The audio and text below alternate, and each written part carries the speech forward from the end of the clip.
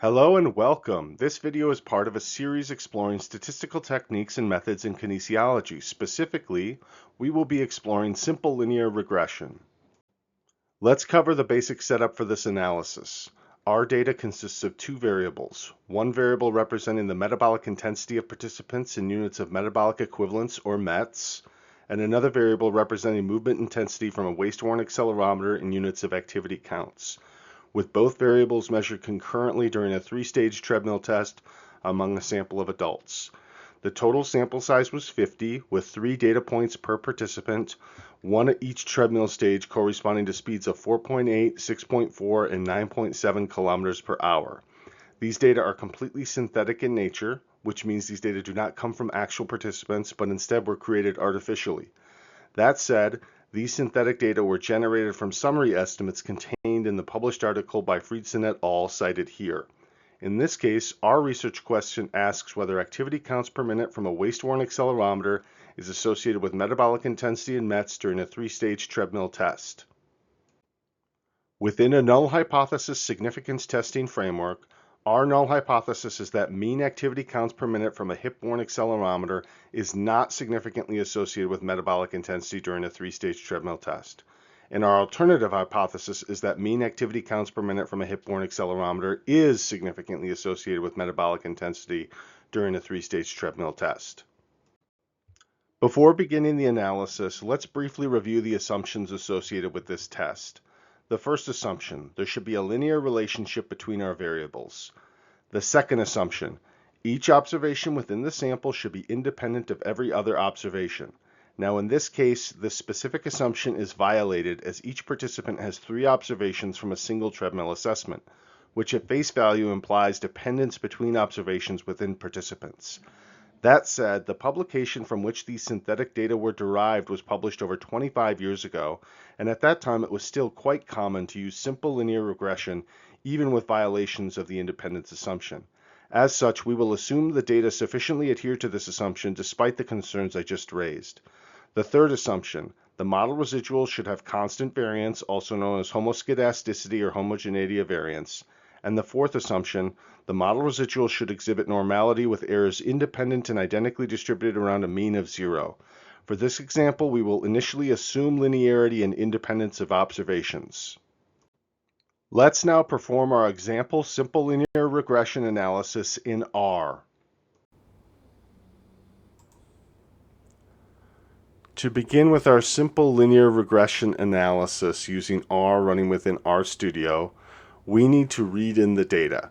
In this case, I have entered the data as vectors within a data frame directly into the editor.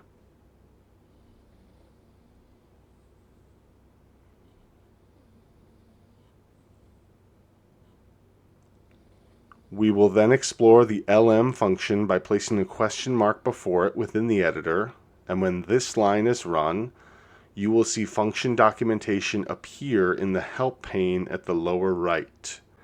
This documentation details the function's call, arguments, and returned values.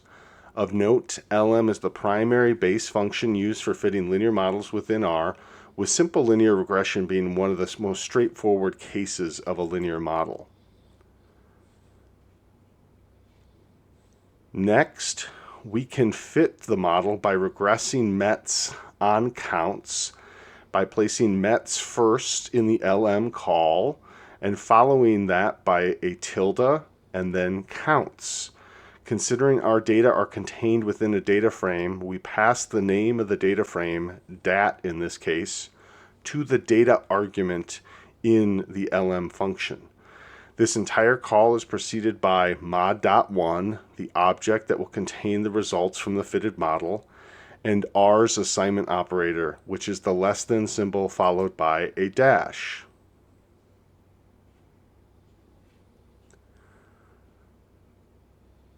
We can then simply enter the fitted model object, mod.1, into the console by running it from the editor, and we get a printout of the model call and the fitted coefficients.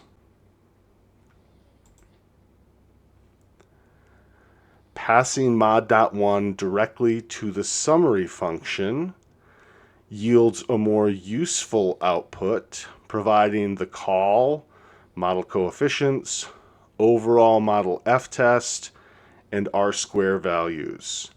Further, we can pass the mod.1 object to the ANOVA function if we wanted to, and this will generate a printout of the regression's associated ANOVA table.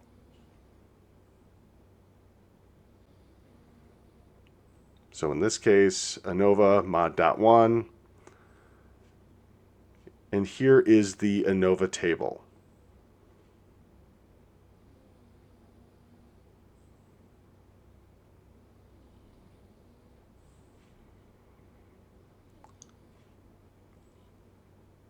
We could then evaluate homoscedasticity or homogeneity of variance by plotting the fitted values against the raw residuals and or the studentized residuals.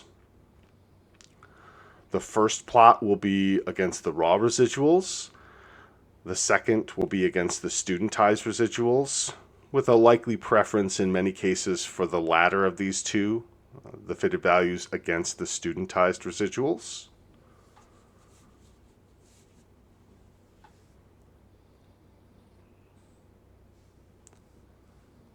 We could subsequently evaluate normality. We could use both graphical techniques and formal tests. Graphically, we would plot potentially a histogram of the model residuals and then superimpose a normal curve for reference. We could then take this a step further by constructing a QQ plot for the graphical normality assessment. Lastly, we could do a formal test for residual normality by passing the residuals to the Shapiro-Wilk test. Let's now perform our example simple linear regression analysis in JASP. To begin with our simple linear regression analysis using JASP, we first need to read in the data. To do this, we're going to go to the three horizontal bars in the upper left-hand corner, select it, scroll down to open, and from there we could go to computer and browse our computer to find the data. In this case, I recently opened this file in JASP, so I'm just going to go to recent files and select it. And the file in this case is simplelinearregression.csv. Now that the data is read in, you can see we have a participant identifier, PID, a trial indicator, which isn't of importance for this analysis, the counts variable, which is our independent variable or predictor, and METs, which is our dependent variable. Once the data is read in, we will select regression up on the top menu bar, and then under classical, we will select linear regression. Once that is open, we will select our dependent variable METs and then move it over to the dependent variable box. We will then select counts, which is our independent variable or predictor, and move that into the covariates box. At this point, you'll notice there's a number of model outputs in the results pane at the right. First, we have the R-squared values associated with the model, both the unadjusted and adjusted. That is followed by the ANOVA table, which contains the f-test information to test whether or not the overall model is significant. And then we have the individual model coefficient estimates and their significance tests in the last table. We then could choose to make changes to the model specification. We're not going to do that here. We could then ultimately compute some other statistics. We can select something like descriptives, probably be informative. That's likely all we're going to do in this case. We're not going to mess with method specification. And then for plots, we're going to select residuals versus predicted. We're also going to select the residuals histogram, making sure that the standardized residuals option is checked. And then we're also going to select the QQ plot of the standardized residuals.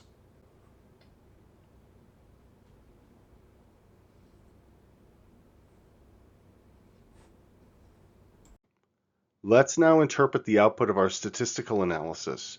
As a reminder, the question we are asking in this specific example is whether mean activity counts per minute from the hip-worn accelerometer is associated with metabolic intensity and METs in adults. Here you can see output from both R and JASP detailing the analysis of variance or ANOVA table associated with the regression. The F-test and its significance value tell us whether or not the model as a whole is statistically significant. In this case, the F statistic is quite large at 698.6, evaluated at 1 numerator degree of freedom and 148 denominator degrees of freedom. Because the associated p-value is quite small, well less than 0.00001, which is less than our a priori alpha value of 0.05, we would conclude that the fitted regression model is significant. Further evaluating output from R and JASP, we can gauge the level of overall model fit by examining the coefficient of determination, R squared, which takes the form of a number between 0 and 1. All things being equal, the higher the R squared associated with a regression model, the better the overall model fit. From the regression output in JASP, the R squared value is reported as 0.82519. While in R, the same quantity is referred to as multiple R squared. Regardless, both R and JASP also report adjusted R squared, and this would be the preferred statistic to report, as unadjusted R squared is a biased estimator. In this case, the adjusted R squared of 0.824 means that 82.4% of the variance in the dependent variable METs is explained by the independent variable counts. We can then examine the model coefficients in both JASP and R and their associated t-tests. Of importance for this simple linear regression analysis, the t-statistic value associated with the counts coefficient is 26.4, evaluated at 148 degrees of freedom. Because the associated p-value is quite small, well less than 0.00001, which is less than our a priori alpha value of 0.05, we would conclude that counts is significantly associated with METs in this regression. In the case of simple linear regression, where we have one continuous independent variable, the t-statistic for the model coefficient associated with the independent variable will have a direct relationship to the F-statistic from the ANOVA table for the overall regression model. Put simply, the F-statistic will be exactly the t-statistic squared, and the resulting p-values from the significance tests will be identical. We could further create the prediction equation associated with the regression model by extracting the coefficient and intercept from the model output. In this case, the fitted regression yields a prediction equation where METs is predicted as a function of the intercept 1.43901 plus 0.00080 times measured activity counts per minute from the hip-worn accelerometer. To evaluate homoscedasticity, also known as homogeneity of variance, we can examine a plot of the fitted values, referred to as predicted values here, against the raw residuals or the studentized residuals. In either case, the preference is for a random pattern with the spread up and down along the y-axis essentially the same across the range of values on the x-axis.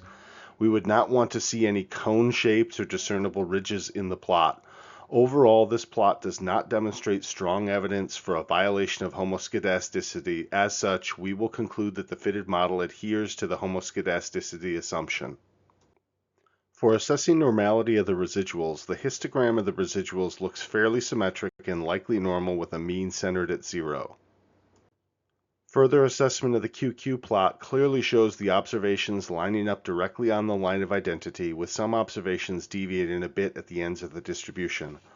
Overall, this graphical depiction does not demonstrate strong evidence for a violation of residual normality. As such, we will conclude that the fitted model adheres to the residual normality assumption. Moving on to the final evaluation of our hypothesis. Because we observed a significant result, we reject the null hypothesis. As such, there is sufficient evidence to conclude that mean activity counts per minute from a hip-worn accelerometer is significantly associated with metabolic intensity during a 3-stage treadmill test in adults. That concludes this video describing simple linear regression with examples in R and JASP.